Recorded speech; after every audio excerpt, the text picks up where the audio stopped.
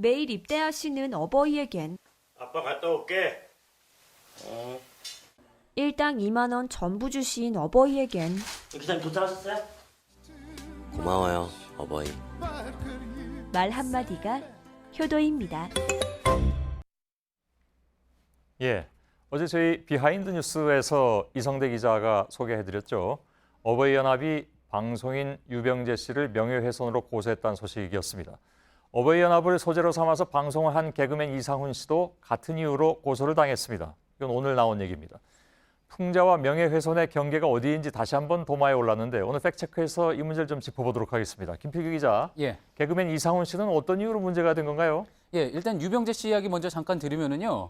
그 영상 관련해서 지금 이제 보시면은 어버이연합 회원으로 보이는 이가 LPG 가스통을 들고 나가는 모습, 그리고 이제 또 그 옆에 2만 원 일당을 받은 모습, 이런 걸 두고요.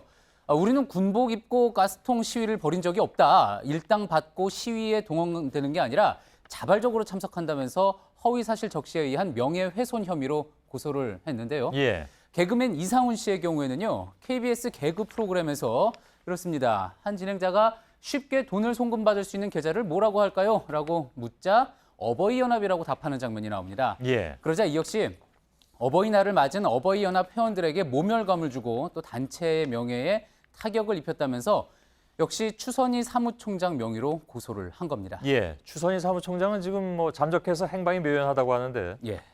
고소는 지금 다 하고 있는 그런 상황이 됐습니다. 예. 우선 사실관계를 좀 짚어볼 필요가 있겠군요. 예. 실제 이제 LPG 가스통이 시위에 등장했던 것, 이거는요 2002년 북파 공작원 시위 당시 지금 이 모습입니다. 예. 세종문화회관 앞에서 있었던 시위였는데요. 그리고 또 이제 2010년 고엽제 전우회 등이 이제 참여연대 앞에서 시위를 할 때도 가스통이 등장을 했습니다. 예. 어버이연합의 경우에는요, 인분을 가지고 위협을 하거나 지금 보시는 것처럼 도로에서 화형식을 한 적은 있어도 LP 가스통을 사용했다는 공식 기록은 없습니다.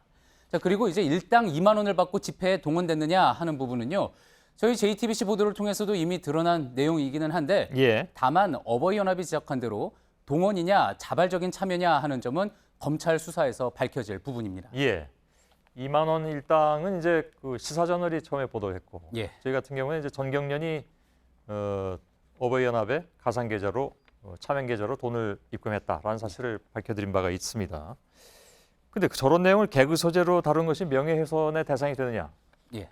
이건 어떻게 봐야 됩니까? 과거에 이제 짐작해 볼 수 있는 사례들이 몇 번 있었는데요. 대표적인 게 이제 변호사 강용석 씨가 국회의원 전체의 명예를 훼손했다면서 개그맨 최호종 씨를 고소한 적이 있었죠. 하지만 그러다 취하를 해서 그 결과를 알 수는 없었고요. 또 이 논란이 됐던 정치 풍자가 방송 심의의 대상이 된 적도 꽤 있습니다. 예. 자, 대법원 판례를 보면은요. 명예훼손 행위를 했더라도 민사적으로나 형사적으로나 이 공공의 이해에 관한 사항으로 공공의 이익을 위한 것이라면 위법성이 없다. 이렇게 표현의 자유를 또 강조한 바도 있습니다. 예. 결국 그래서 이번 소송에서도 어떻게 될 것인지 중요한 어떤 부분은요. 어버이연합과 관련한 그 사건이 과연 공적인 사안이었냐 하는 부분입니다. 예. 예를 들어서 정치인들이 풍장했다면 정치인은 뭐 아무튼 공인이니까 예. 공적인 사안으로 볼 수도 있는데 어버이연합 같은 경우는 어떻게 봐야 될지 모르겠네요. 우리 그냥 민간단체다라고 얘기하고 나면 어떻게 되는 건가요? 예, 그래서 그런 부분에 있어서 논란이 있을 수 있는데요. 여러 전문가들에게 한번 들어봤습니다. 예. 일단 이 검찰의 사건이 배당이 됐고 또 청와대와 국정원이 연루된 정황도 나타난 만큼 분명히 공적 관심사라고 볼 수가 있다. 그래서 풍자의 대상도 된다라는 의견이 있었고요. 예. 그리고 또 이제 불특정 다수인 어버이연합 개인들 중에 구체적으로 누구의 명예가 훼손됐다고 보기가 힘들기 때문에 내용이 사실인지 아닌지 상관없이 혐의가 성립되지 않는다. 이런 의견들이 많았습니다. 예. 하지만 또 반면에 한국에서는 명예훼손죄를 엄격하게 적용하는 편이기 때문에 언론 매체가 아닌 어떤 인터넷이나 개그 프로에서 했던 이런 풍자를 위법이라고 판단할 가능성이 있다는 의견도 있었습니다. 예. 그러면 이걸 예를 들어서 이제 뭐 검찰에 고소를 했으면 예. 검찰이 이걸 기소해서 법정까지 가느냐 하는 문제가 남는데 예. 그렇게 갈까요?